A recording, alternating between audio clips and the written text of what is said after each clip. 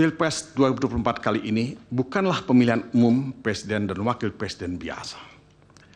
Tetapi seperti yang banyak dikeluhkan oleh banyak orang, bahwa Pilpres 2024 dipenuhi oleh berbagai pelanggaran pemilihan umum yang seharusnya dilakukan secara langsung, umum, bebas, rahasia, jujur, dan adil, seperti yang dimaksudkan dalam pasal 22E Undang-Undang Dasar Negara Republik Indonesia tahun 1945. Pasal 22E Undang-Undang Dasar 1945 sudah dilanggar secara terang-terangan.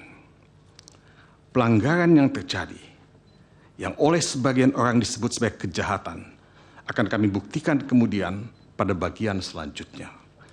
Namun perlu kami tekankan bahwa pembuktian itu menurut MKRI, bahwa pembuktian itu menuntut Mahkamah Konstitusi untuk berani melakukan pembuktian yang tidak sempit, terbatas pada perbedaan perolehan suara antar pasangan calon presiden dan wakil presiden. Pembuktian harus dilakukan secara menyeluruh, mencakup pelanggaran atau kejahatan yang terjadi pada pra-pencoblosan, pencoblosan, dan pasca pencoblosan.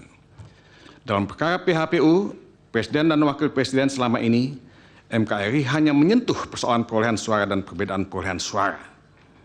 Mahkamah Konstitusi tidak melihat keseluruhan integritas pemilihan umum, di mana proses pada tahap pra-pencoblosan, pencoblosan, dan pasca pencoblosan itu menjadi bagian yang tidak terpisahkan. Desain konstitusional kewenangan Mahkamah Konstitusi dalam menyelesaikan persoalan PHPU, termasuk pemilihan umum presiden dan wakil presiden, adalah desain yang luas dan menyeluruh, dalam artian memeriksa semua pelanggaran yang terjadi pada semua tahapan. Makna pasal 24C ayat 1 Undang-Undang Dasar 1945 jelas mengamanatkan Mahkamah Konstitusi untuk menyelesaikan PHPU itu dengan melihat semua pelanggaran dalam semua tahapan. Saya tidak akan membacakan isi pasal 24C ayat 1, saya akan lanjut saja, tapi itu yang ditulis pada pasal 24C ayat 1. Ada frasa di dalam pasal itu yang berbunyi memutus perselisihan tentang hasil pemilihan umum.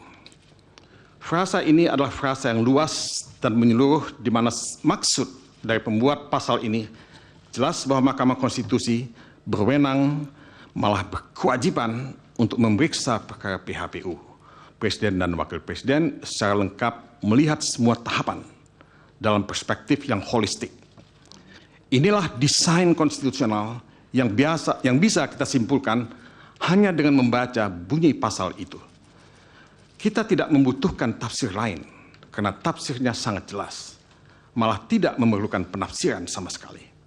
Jelajahi cara baru mendapatkan informasi. Download Metro TV Extend sekarang.